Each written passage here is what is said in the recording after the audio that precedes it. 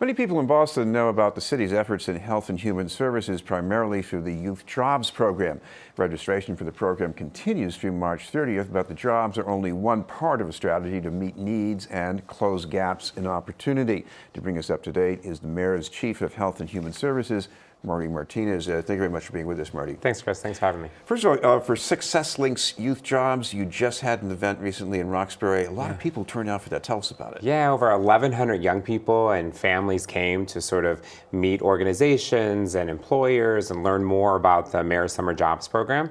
Great opportunity for young people to sort of learn about some of those jobs in summer camps and youth organizations. It was really great, and it was good to see young people sort of engage folks one-on-one and ask them questions about jobs and really figure out how to get connected to those opportunities.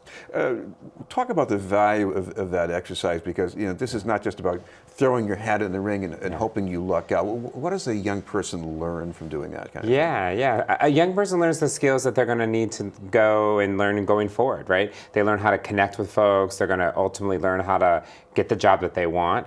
Through the jobs program itself, they get a mentor, they're learning skills, relationships, and really what we hope they get through the meaningful opportunities is connection to other career opportunities, right? This is just the summer, but the mayor is committed to having opportunities that are year-round and connecting students to lifelong skills that'll help them be able to achieve what they're trying to accomplish. We should make clear a couple of things here, and one of them is about the ages that are involved in this program. Yeah, so it's all Bostonian youth 15 to 19 are able to sign up and to try to register for one of the 3,500 jobs that the city will provide.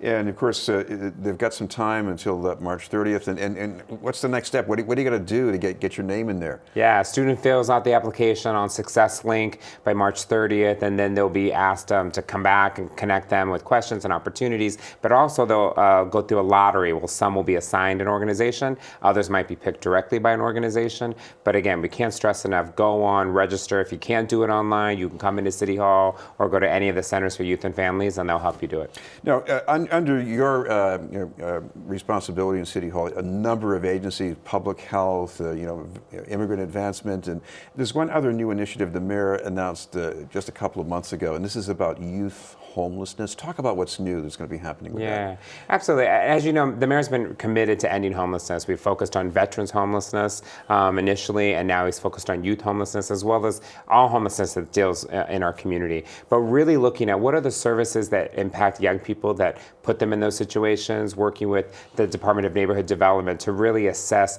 what are the strategies needed across the city, how to get CBOs together. We're partnering with a consultant, and Health and Human Services is contributing to that and supporting that work. Youth homelessness is complicated. It's not just about a house and not just about a home. It's also about all the factors that go into contributing to that. And so we're really trying to tackle that issue that's impacting the community. And I imagine some of these could be young people who've been in foster care and they've aged out. Absolutely. So that's quite a break, that they've got to get through. Yeah, they transition out, right? You're 18, you've had some services and support, and now you're trying to figure it out. You're trying to figure out how to sustain yourself and sometimes get a home.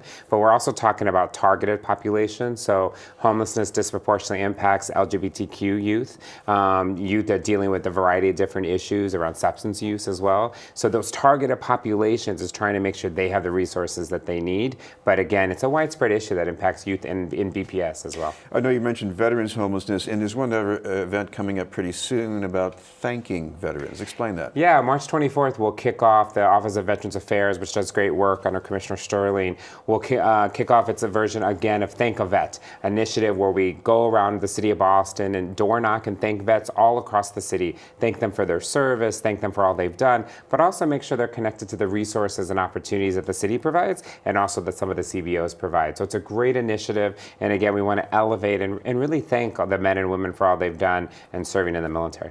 Another event coming up pretty soon also, it's about transportation and people with disabilities. What are you going to be looking at in that? Yeah, we're going to be looking at in March the Commission on Disabilities for Persons with Disabilities. We're going to be looking at transportation issues, and actually it's sort of like a series of focus groups, collecting information from folks that are impacted by disability to look at how does the transportation system help them, whether it's the MBTA, the ride, whether it's Uber, Lyft, or a ride-sharing app. Really, what are some of the challenges that we face to ensure people with disabilities have access, and how can the transportation systems best meet their needs? The office and our Commissioner McCosh is really trying to make sure that we hear those voices of people with disabilities so that we can address some of the gaps that might exist. This has been a news, and we're talking with the Mayor's Chief of Health and Human Services, Marty Martinez.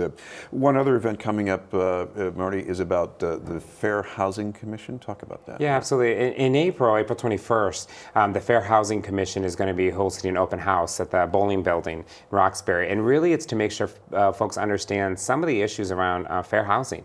What does it mean? What can landlords do and not do with homeowners? And how can we make sure that folks understand their rights and have access to equitable opportunities to get the housing that they need, whether they're renting or whether they're trying to figure out affordable housing opportunities. So the Fair Housing Commission wants to make sure people know their rights and wants to make sure that we spread the word. So this will be the second year of this kind of open house, if you will. And again, it's a great opportunity to sort of make sure people know what can and cannot happen.